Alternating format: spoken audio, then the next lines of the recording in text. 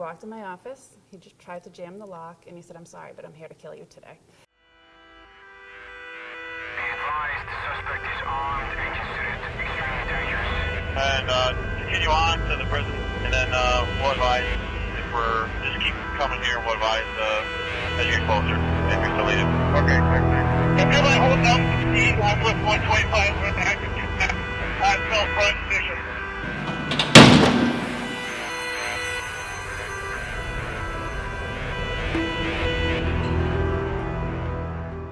I'm Lynn Lareau, and I'm the Director of Treatment here at Susan Baranowski. I oversee the staff for programming, education, recreation, reentry, anything really that is program related for an inmate. Why do you do what you do? Because I really like it. I like what I do. I believe in what I do. You know, we have inmates get released from prison, and they need to have programming before they get released to make them not want to go back to prison. Why did you get into this? I started after I graduated college with Spectrum Health Systems. I started at MCI Concord, and they needed a Spanish speaker to come over here to teach in the gang unit, so I came over here, and then I opened the interdiction unit with Spectrum to help inmates who had problems at lower securities that were returned to higher security due to fights or violence. And then in 2005, I became the Director of Treatment here. Talk to me a little bit about some of your history here, you know, any incidents that may stand out in your mind. So on May 28th, 2014, an inmate that I had known for a long time showed up at my office door. And I said to him, "You know you're not supposed to be in my office. I'll come over to the library and talk to you." And he had a little piece of yellow paper in his hand, and he walked in my office, he just tried to jam the lock, and he said, "I'm sorry, but I'm here to kill you today." And he got into my office, I hit my body alarm, and I yelled help. But it was too late. He was in my office, and he took all my furniture, my desks, my tables, everything, and stacked it from the door to the wall so no one could open the door. And in about 10 seconds, there was 2 officers at my door banging on my window, and I had a small window to try to get into my office to let me go. And in the meantime, he strangled me. He beat me unmercifully with a stapler over my head, punched me continuously, not in the face, but he just punched my head continuously. And I said, "Let me try to call the superintendent," because he was saying he needed to talk to the superintendent at the time. So I picked up my phone and I said, "Hi, this is Lynn Lareau. I've been taken hostage by an inmate." And he grabbed the phone out of the wall and began to hit me over the head with it. All the while, the officers were on the outside of the door trying to fight their way in. And I could see a little bit that they had, you know, fire extinguishers, their hands, they were trying to rip out the glass. And they got the door open a little bit and were able to spray chemical agent into my office. However, he continued to use me as a human shield from the chemical agent. So all the chemical agent was coming into me, to my face. I tried to get onto my desk, and he grabbed me by the back of my hair and said, "Shut the fuck up. You know, don't do that, Lynn. Don't do that, Lynn," every time I tried to get away. And then someone dropped a can of gas in my office by accident, by pure accident. And at this point, I had made peace with death. I had already knew I was going to die. And I just stared at the pictures of my 2 kids and my ring. I held onto my diamond. And he went for the can, and he let me go. And they say that was the turning point, because when he let me go, I started to breathe again, because it was going dark. It was very quiet, very eerie. I knew I was dying.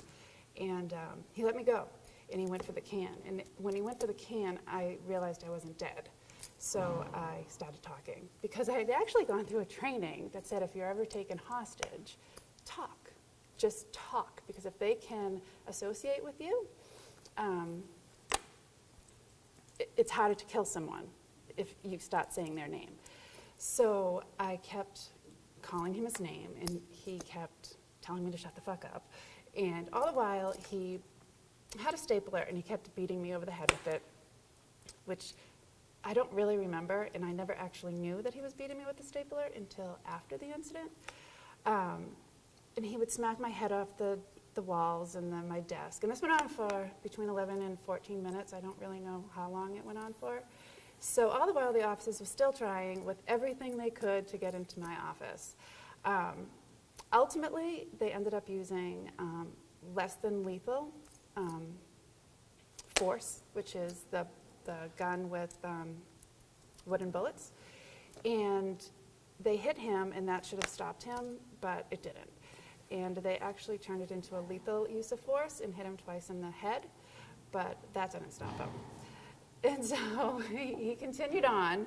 So through this whole thing, I kept talking and just saying his name and saying, you can't kill me. I'm a mother.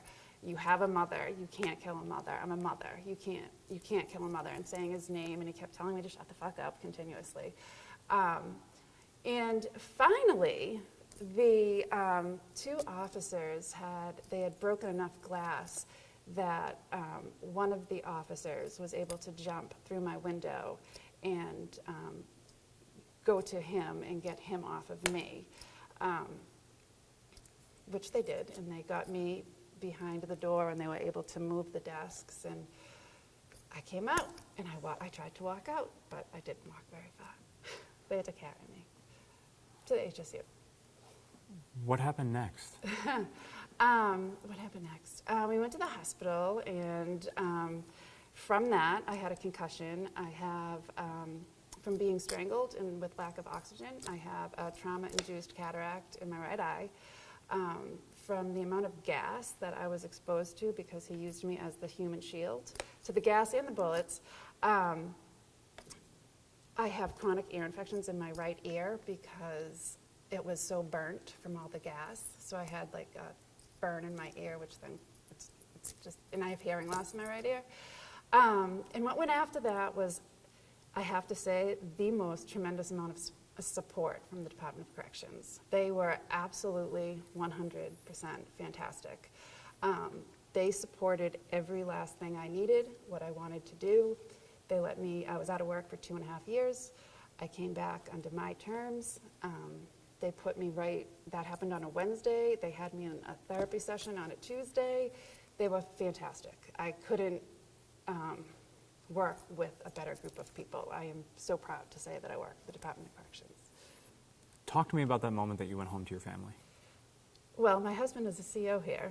So he met me at the hospital because he was not working that day. And it was really hard. The biggest thing that people don't understand is that inmates, everybody was like, well, what do you mean he was going to the library? Or he was supposed to be in programs? People think that when inmates go to prison, they just sit here and rot. Nobody thinks about them getting released.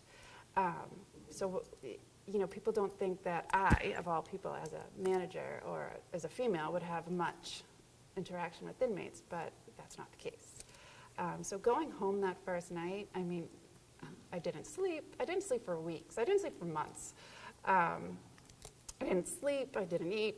And at the time, my kids were 1 and 2. Oh my God. So I had to figure it out pretty quickly. And I just did everything that I was supposed to do. I had to live my life for my kids and my husband and my family. It was kind of like I was depressed. It was depressing. How do you move on? I moved on through a tremendous amount of support and a tremendous amount of therapy. I did everything that I knew that I had to do and did it. There was no stopping me. I didn't want to live my life afraid. I didn't want to live my life in fear. And I wanted to come back to a job I like and I love and I think it's important to share my story, mostly for PTSD issues. A lot of people during PTSD can't see the light at the end of the tunnel, and there definitely is one. It takes a long time, you can't rush it, but you can learn to live with it. I have different mechanisms of living with it. I think that the obvious question that everybody would want to know is, Why would you come back to this? Is it simply a way of moving on? Is it because you believe in what you're doing so much? Like, how do you come back to this environment after that? I believe in what I do. I love what I do. And it was part of moving forward. I needed to come back to the place that got me to a very dark place to move forward and make it better for me. What kind of justice was served? Do you feel that justice was served after? Yes. He got 18 to 20 years for attempted murder, assault and battery with a dangerous weapon, and kidnapping. So he was doing a first-degree life anyway. But the best thing that I did was come back, and that was what I did. How'd your husband deal with this? How did he not want to kill him? He did. He did want to kill him. We were very happy that he wasn't there that day because he would have responded to that incident. He supported me. He supported me because it was what he needed, what I needed. He did it. He supported me for what I needed. He was 100% in support of whether or not I wanted to come back or whether I didn't want to come back. But knowing me as a person, he knew that I was going to come back. When asked, when I called and said I want to come back, the question was, where do you want to go? And I said, Susan Baranowski. And he said, are you nuts? And I said, no. 3 weeks after that incident, I called the superintendent at the time and I said, I need to come back in, because if I don't ever come in, I'll never come in now. And the superintendent at the time allowed me to come in. Him and my husband walked me up and they said, where do you want to go? And I said, I want to go to my office. And I walked to my office and opened the door, looked in and said, and I never want to go back there again. And that was it. What do you hope people take away from this? This isn't a story that you share lightly. No, it's an important story for many reasons, mostly PTSD. It's a struggle that a lot of COs deal with here. After that incident, there were so many correction officers that would see me that had responded to that would burst into tears. It was very sad to see. When I came back to work, people would come up to my office and say, it was 1 o'clock in the afternoon and tell me exactly what they were doing and what they saw. The PTSD affects law enforcement for a multitude of reasons, and it needs to be taken seriously. But you can move forward from it. It's not a death sentence. And that inmates get released from prison, and we need to try to help them prior to getting released so they don't commit another crime to come back, because then there's more victims in the world. You help people to have a second chance when they leave. Yeah. You yourself have a second chance Yeah. of life. How has that impacted your family and the way that you look at your kids when you go home to them? It's a life-changing event. I look at my kids and I'm happy to have them every day. I look at my husband and I'm happy to have him every day. I am happy to have my job. I'm happy to just be here. I'm not, I found forgiveness for the inmate that did this to me, because you have to. You have to move forward and be the happiest person that you can be, because if you're negative, then you're negative.